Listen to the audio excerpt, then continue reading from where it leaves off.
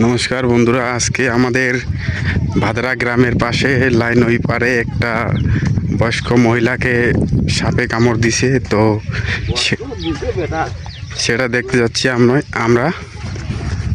আর আমাদের এখান থেকে অনেক লোক যাচ্ছে দেখার জন্য। দেখি কি হয়, গিয়ে দেখি আগে।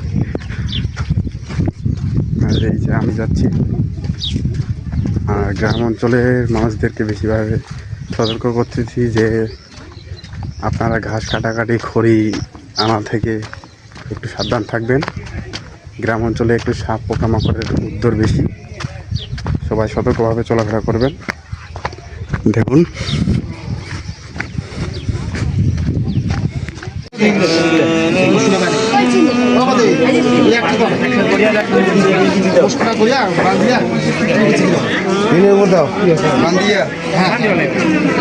মশলা কিনে উপর দাও।